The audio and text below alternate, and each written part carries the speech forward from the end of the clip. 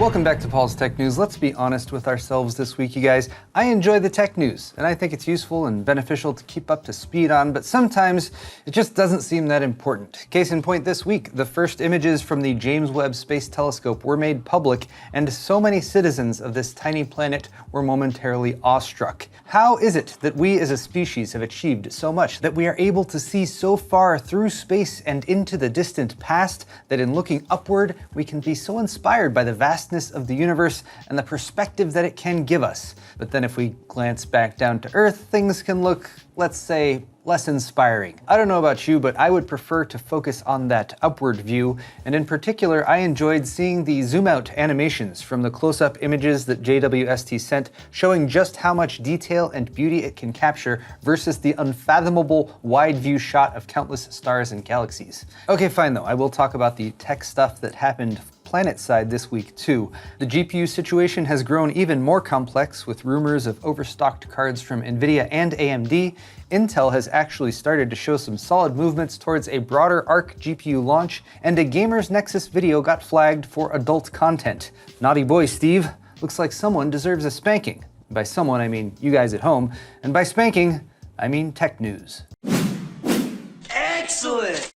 Today's video is brought to you by the new Lightwings fans from Be Quiet, which combine legendary near-silent operation with optimal performance and, of course, RGB lighting. Control the look of your PC with up to 20 addressable LEDs per fan, and choose from standard PWM for airflow or PWM high-speed for use with radiators and heat sinks. They're available in 120mm and 140mm sizes, and suitable for any build in need of a functional and tasteful RGB upgrade. So for more on the new Lightwings fans from Be Quiet, click the sponsor link in the video description. First it was a rumor, then just a day later it became a reality. NVIDIA has done the unthinkable and slashed the prices of their highest-end GPUs, the RTX 3080s and 3090s plus or minus a Ti.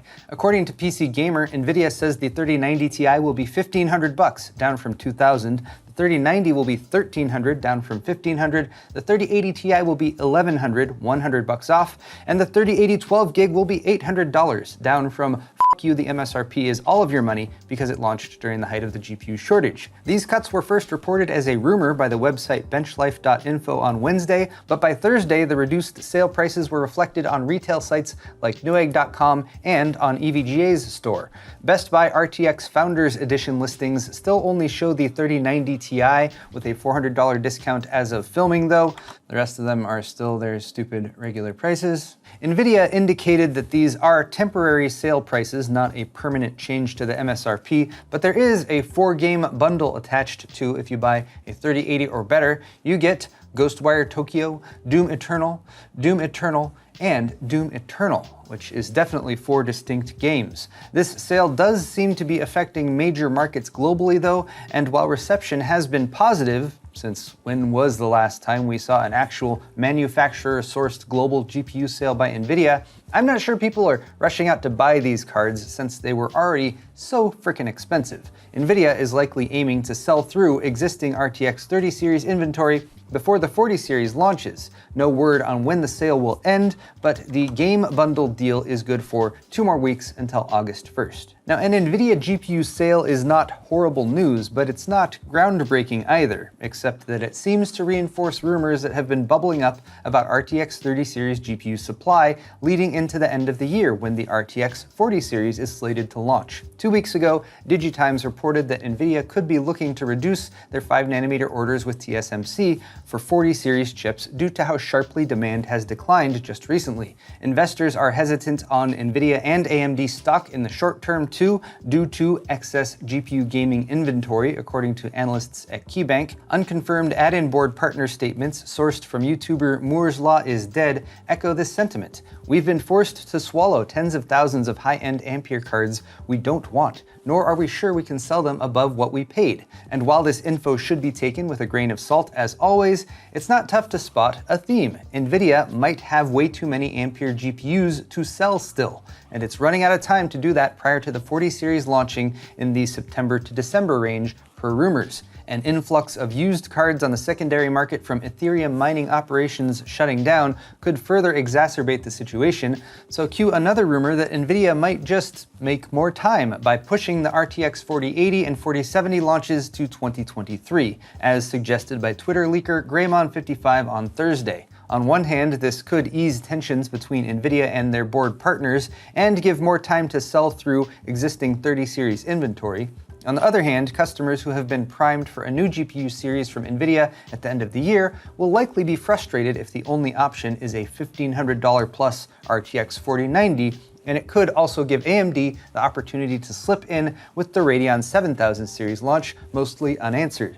My advice to consumers: hold, wait, be patient, let them sweat it out. Speaking of patience, I have already run out of that today, probably because I'm recording tech news before the charity live stream that you all hopefully tuned in for yesterday, which is actually tomorrow. But anyway, let's zip through the rest of this tech briefs style. More good news for consumers on the GPU front, as current gen GPUs selling at retail have reached even lower prices than ever, at least in China. 3090 Ti's for $1,415, 3080s for $685, 6900 XTs for $744 US, making those NVIDIA sales from just this week look bad already. China might be experiencing a more significant impact from used mining GPUs on the market, since mining in China was all the rage at one point, but the fact that these are prices for new cards at retailers is encouraging, and we hope to see this trend go global. Speaking of a global chip oversupply, Weren't we in a shortage like last week? I guess not, as TSMC warned Thursday that their clients have excessive inventory, which is expected to be the case through the rest of the year. They say things like this to give a heads up to investors that TSMC's numbers might be down versus projections, but for those who would like to buy things with the chips that TSMC makes in them for less money, an oversupply or excess inventory situation is a good thing. Now, we've poked and prodded Intel over the slow rollout of Arc GPUs quite a bit already this year, and I was ready to do that again by claiming that the most progress they made this week was promising an Arc GPU truck would stop by LANFest in Colorado. There's even a built-in driver joke like WCCF Tech jumped on, but no, Intel had to go and do stuff, like TAP joining GamersNexus for an A750 discussion, and the indefenestratable Ryan Shrout teasing us with a performance showcase video on Friday. And it's probably Tom's genuine enthusiasm that got to me, but I'm giving Intel some encouragement this week. The discrete GPU market is tough to break into, even for the likes of Intel, but if these numbers from Intel are roughly accurate and the A750 performs a decent few steps ahead of the RTX 3060 at 1440p, they could have a very solid mid-range card to offer PC gamers if they price it right. Ryan says more info on cost, availability, and extra features will be shared soon, TM, before the GPUs go on sale. So that interview with Tom Peterson on GamersNexus was delightful, because we all love Tom, who combines enthusiasm and humility with vast technical knowledge, but that was just one get by Steve's team this week, which included some hands-on testing with an actual Intel limited edition Arc A750 GPU and a nice technical deep dive on the architecture. GN also broke a big story on the fallout from the Artesian Builds implosion, and an apparently too scandalous review of the Intel Arc A380 discrete GPU from Ganir, which YouTube flagged for adult content and age-gated, so you had to be at least 18 years old to watch it. Despite Steve's naturally provocative and alluring on-camera presence, it was eventually determined that the video is appropriate for general audiences, but that was after 16 hours or so of limited views and zero response from YouTube support. Great job, YouTube.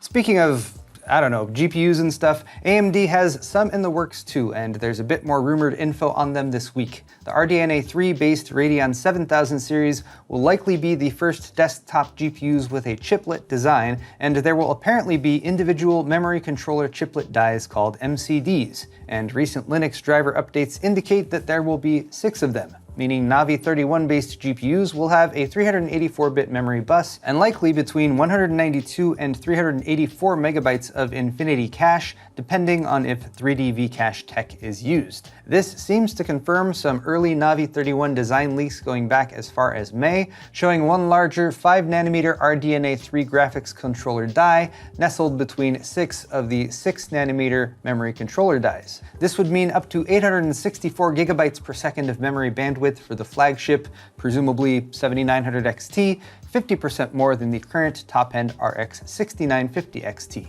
Not bad. What is bad, as in bad, is this stupid and awful move by BMW to put microtransactions in your car, because people love microtransactions so very much. People in the UK, Germany, New Zealand, and South Africa can now buy BMW cars with features locked behind monthly subscription paywalls. $18 a month to heat your front seats, $12 a month for a heated steering wheel, or other upcharges to record footage from the car's built-in cameras, or play cool engine sounds over your interior speakers. And sure, these are luxury features, but it's also taking products as a service to a level that seems to benefit no one but the manufacturer.